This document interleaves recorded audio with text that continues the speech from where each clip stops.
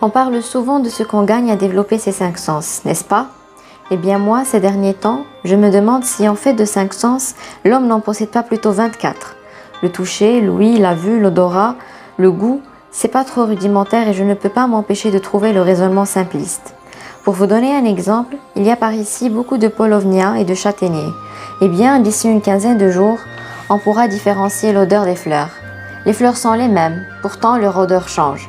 Tiens, aujourd'hui, l'odeur est forte.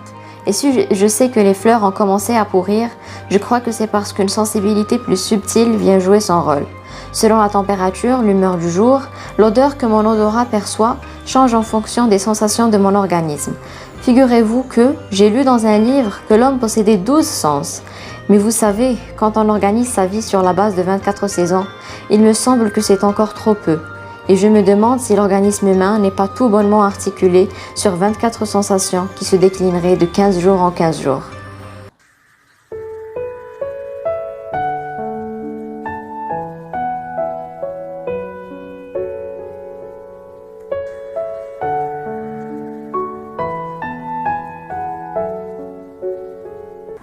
Konnichiwa, j'espère que vous allez bien, que tout va pour le mieux pour vous. Bref, j'espère que ça va et que vous vous portez bien.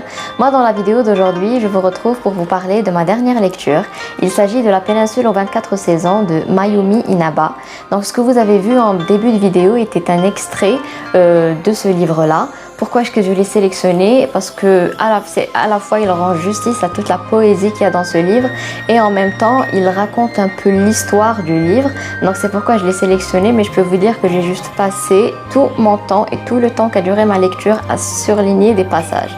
Donc je vous mets la couverture du livre juste ici. Je ne l'avais pas en format papier, donc je l'ai lu en format électronique. Sans plus tarder, je vous raconte un peu le synopsis de l'histoire. Donc ce n'est pas un roman où il y a des péripéties, où il y a des protagonistes, des antagonistes et puis des choses qui se passent.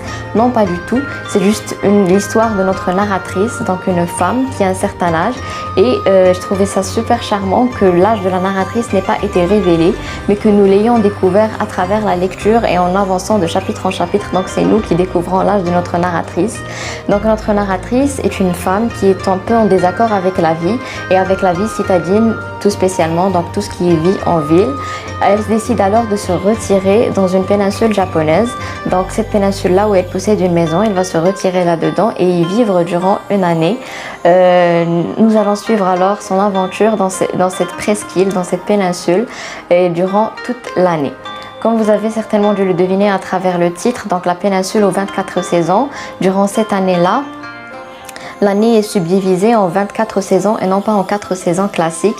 Et ça, c'est l'une des nombreuses choses que j'ai apprises en lisant ce livre. Donc, j'ai découvert le calendrier de Shoman, qui est un vieux calendrier japonais qui subdivise l'année non pas en 4 saisons classiques que nous connaissons tous, donc l'automne, l'hiver, l'été et le printemps, mais en 24 saisons qui se déclinent de 15 jours en 15 jours. Donc, chaque 15 jours, il y a une nouvelle saison. Et c'est tout bonnement magnifique. Cette découverte était radieuse. Et puis ces saisons-là influencent aussi les sens humains. Donc c'est ce que nous allons découvrir durant notre lecture. Les saisons, ou bien plutôt la déclinaison des saisons de 15 jours en 15 jours influence notre ouïe, notre odorat, notre vue, notre toucher, notre goût. Donc c'est ce que nous allons découvrir à travers ce livre-là, à travers 15 chapitres si je ne me trompe pas. Oui, il me semble 15 chapitres. Nous allons suivre notre narratrice durant son périple sur cette presqu'île japonaise. Ce livre-là est une ode à la lenteur, mais pas la lenteur de point de vue négatif, pas du tout. Donc nous célébrons la lenteur dans tout ce qu'il y a de positif en elle. Nous célébrons le fait de prendre son temps. C'est un livre qui finalement prend son temps. Je l'ai aussi lu très lentement afin de pouvoir mieux le savourer. Donc notre narratrice prend son temps dans sa nouvelle vie, dans cette année qu'elle va passer sur cette presqu'île. Elle prend son temps en tout. Elle regarde les étoiles. Elle regarde la mer, elle parle aux arbres, elle se perd dans la forêt, elle passe des soirées entières à regarder un spectacle de lucioles. Donc il y a de tout. Et puis on la suit durant ces différentes saisons qui se déclinent. Et puis on va assister aux premières pluies, aux premières vagues de chaleur de l'été, aux premières fleurs qui fleurissent au printemps. Donc nous allons assister à tout ce beau spectacle-là, tout ce beau spectacle de la nature. C'est un livre très poignant, très fort et et qui nous remplit d'émotions. Personnellement, il m'arrive beaucoup de pleurer dans les livres en lisant, je pleure beaucoup en lisant, j'ai pleuré dans celui-ci aussi, j'ai versé plusieurs petites larmes vers la fin et puis en plein milieu, mais il m'arrive rarement d'être triste en regardant ou plutôt en lisant un livre, parce que être triste, pleurer est une chose et puis ressentir toute la tristesse qu'il y a dans le texte en est une autre.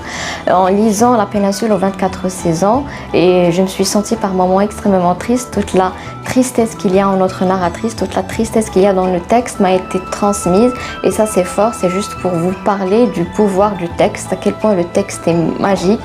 Donc nous allons, avec beaucoup de poésie, nous allons suivre cette narratrice-là, dont nous ne connaîtrons jamais le nom finalement, parce que c'est elle qui raconte l'histoire, c'est elle qui raconte l'histoire à la première personne du singulier, et elle nous parle de sa vie, des voisins qu'elle va rencontrer, donc des relations très fortes qu'il y a entre voisins, de l'amitié qui se forme entre les voisins finalement dans un milieu rural, et de toute la beauté qu'il peut y avoir à vivre dans une vie dans la péninsule.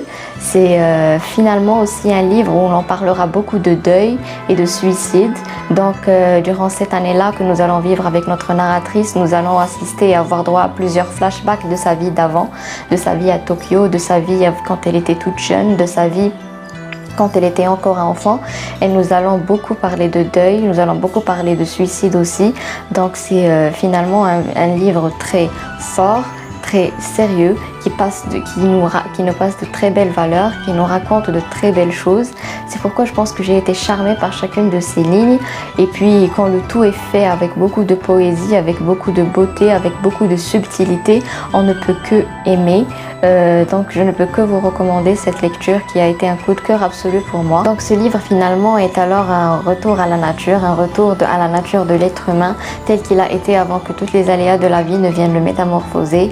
Donc nous allons assister à une belle relation entre des humains, combien il est important d'entretenir nos relations avec les êtres humains qui nous entourent, combien il est important de connaître nos voisins et de les aimer, combien il est important d'entretenir notre relation avec l'océan, avec la forêt, avec le vent, avec les arbres, avec l'air, avec tout ce qui nous entoure de nature, combien il est aussi important de faire attention aux petites choses qui se passent dans la nature, comme par exemple le petit passage des crabes qui s'en vont de la forêt vers la mer et puis de la mer vers la forêt, comme par exemple écouter les oiseaux qui gazouillent, se réveiller à l'aube avec le gazouillement des oiseaux et puis s'endormir quand le soleil se couche, assister au beau spectacle que les lucioles offrent en été. Donc tout ceci est empli de poésie, et finalement notre narratrice n'est pas une personne sans faille, sans défaut. Elle a aussi beaucoup de défauts, et nous allons assister juste à sa vision de la vie, telle qu'elle veut la voir, telle qu'elle veut la percevoir, et non pas une vie qu'elle va faire finalement percevoir à travers le regard que la société veut que nous ayons de la vie. Donc un regard naturel, un regard qui est dirigé vers la nature, un regard qui est dirigé vers toute la beauté des choses qui nous entourent et vers toute la beauté de l'être humain et de l'être vivant en général. Donc finalement, je ne peux que vous recommander ce livre qui a été un ascenseur d'émotions pour moi. Je l'ai adoré du début, de la première page jusqu'à la dernière. Je ne peux que vous le recommander. Il vit dans mon cœur, donc allez-y, franchement, n'hésitez pas.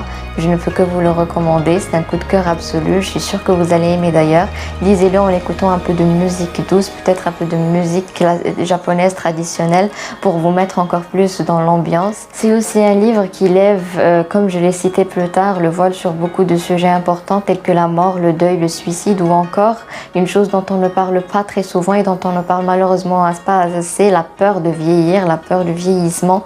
Donc la peur de ne pas avoir assez de temps d'accomplir et de voir toutes les choses qu'on a envie de voir, d'aller vers toutes les contrées que l'on a envie d'aller voir, et puis de vivre toute la vie dont on a envie. Franchement, allez-y, foncez. Je ne peux que vous le recommander. C'est une ode à la vie, mais aussi une ode à l'attachement à la vie, comment s'attacher à la vie, comment vivre sa vie à 100%, comment aimer sa vie finalement et comment la percevoir sous un autre angle. Donc j'ai beaucoup aussi appris avec ce livre. J'ai appris beaucoup de détails culturels, beaucoup de belles valeurs, beaucoup de choses que je ne connaissais pas avant. Donc on n'en sort pas idem, non pas du tout, on en sort changé, on en sort plus fort peut-être, plus confiant et plus déterminée à regarder la vie autrement, à la regarder avec toute la beauté qu'il y a en elle. Donc allez-y, foncez, c'est un coup de cœur pour moi. Je l'ai adoré chaque page de la première jusqu'à la dernière. Vous n'allez pas vous ennuyer. Donc j'espère que cette vidéo vous aura plu, que je vous aurai donné envie de lire La péninsule aux 24 saisons de Mayumi Inaba. Cette autrice est formidable, j'ai beaucoup aimé sa plume. J'ai hâte d'aller me plonger dans ses autres livres. C'est une plume toute remplie de poésie, de beauté et de lenteur positive, donc une plume qui prend son temps pour nous raconter l'histoire comme je vous l'ai dit en début de vidéo. Moi je vous dis à très bientôt, j'espère que cette vidéo vous aura plu et je vous le répète, j'espère que ça vous aura donné envie de lire La péninsule aux 24 saisons. Moi sans plus tarder, je vous fais plein de gros bisous, je vous dis à très bientôt et je vous demande de prendre bien soin de vous, je vous aime.